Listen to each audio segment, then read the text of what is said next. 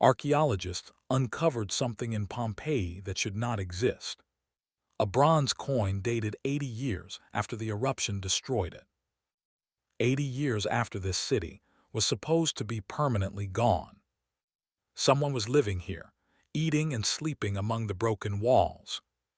To understand why they came back, we have to go to the beginning. The volcano erupted one summer morning without any warning at all. In less than a day, the whole city vanished beneath layers of hot ash. 20 feet of pumice and rock covered every street and building. The streets, the temples, and all the homes were completely gone.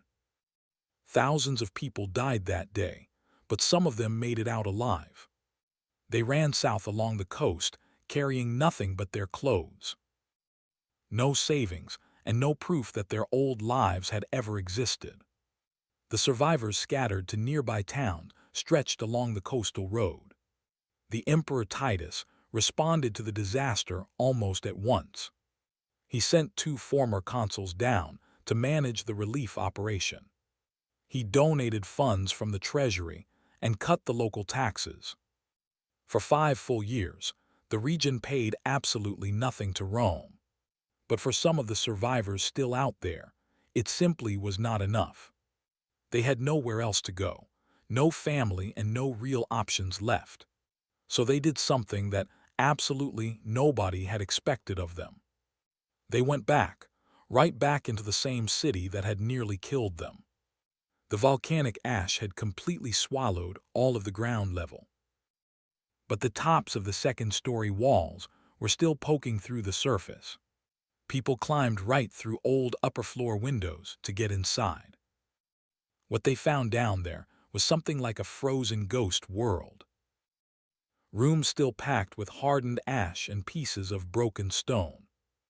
Personal belongings still sitting right where their owners left them. Coins and jewelry and slabs of marble from the public buildings.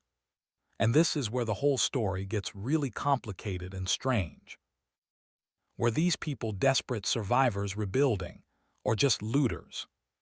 The honest answer is that they were certainly doing both at the same time. Archaeologists found very clear evidence of organized digging here. Tunnels that were cut deliberately through solid walls of old ash. These people were not just wandering through the old ruins at random. They were searching for marble, for bronze, for anything of value. But they were also building something entirely new right on top of it. This is the part of the story that almost nobody ever talks about. The survivors didn't just scavenge and leave. They actually stayed. They turned the buried ground floors of old homes into new spaces. Cellars, storage rooms, and underground workshops built from ruins. They built hearths from recycled tiles and old Roman bricks nearby. Pine cones were their main fuel source, cheap and found everywhere. In one single building, archaeologists found 3 separate hearths. Each one of them contained the remnants of burned animal bones.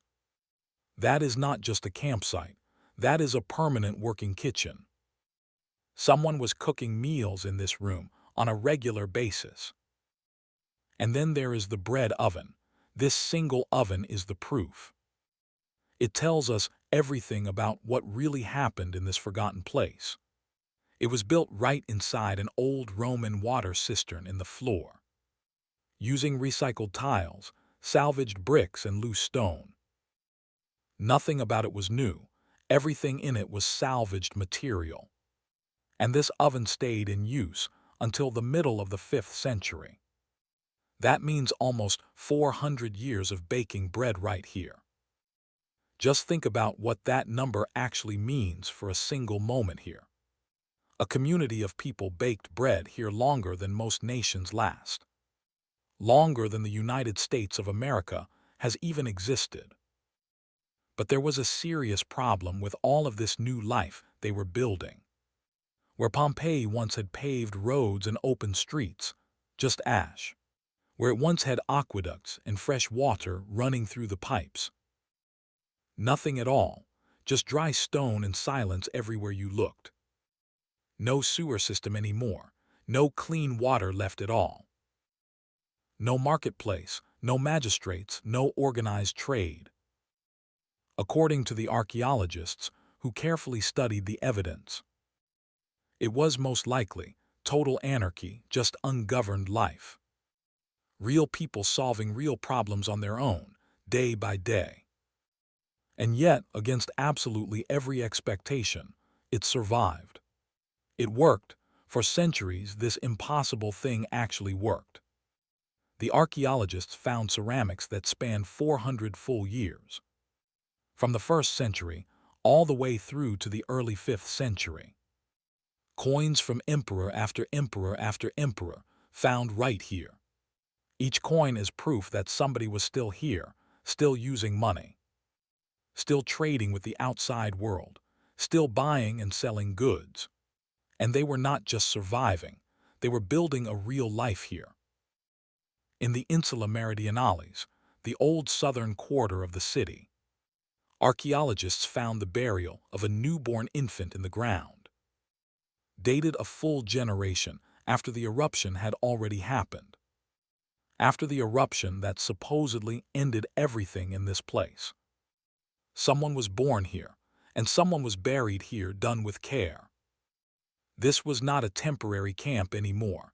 This was a home. And then, by the 4th and 5th centuries after the eruption happened, something even more surprising than all of this started showing up. Oil lamps stamped with the Chi-Rho, the early Christian monogram, the ancient symbol of Christianity, found right here in the ruins. A new faith had arrived and settled into this place made of rubble. The old Roman gods were gone. A new religion had moved in. 400 years. Really try to sit with that number for a bit. That is longer than the Ottoman Empire lasted in all of Egypt.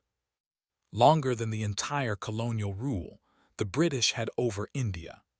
A squatter settlement outlasted some of history's empires. But nothing actually lasts forever, not even something like this. And then one day Vesuvius erupted again, one final time. The Pollina eruption. It was smaller than the first, but it was enough. And this time around, nobody ever came back to try it again. The settlement emptied out for good. The cooking fires all went cold. The bread oven that had somehow worked for 400 long years of baking baked its very last loaf, and nobody relit the fire. After that, Pompeii didn't slowly fade. It was completely forgotten. For over 1,000 years, no one even knew that it was down there. Until the 18th century, when excavators finally broke through and found the original city, perfectly frozen in the old ash. The entire world fell completely in love with that version of it. The dramatic and tragic, frozen-in-time version of the lost city.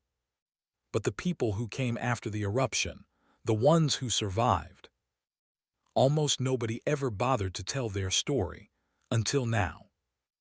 In 2025, a team restoring southern Pompeii found soil layers they were not expecting to find in that location. Hearths and ovens and coins, and one tiny infant burial. 4 entire centuries of life that history simply forgot. Here is what I find truly remarkable about this particular story. This exact same pattern keeps repeating over and over again. In 1986, the reactor at Chernobyl exploded. Everyone was told to leave for just 3 days and then come back. Some of them left and then turned around and came right back home. Today, about 100 of them still live in the exclusion zone. They are called Samosli. It means the self-settlers in their language. After Katrina, people returned to flooded homes within just days. Before anyone said it was safe to go back. Why do people do this? Because home is not just a place. For some, it's the only place.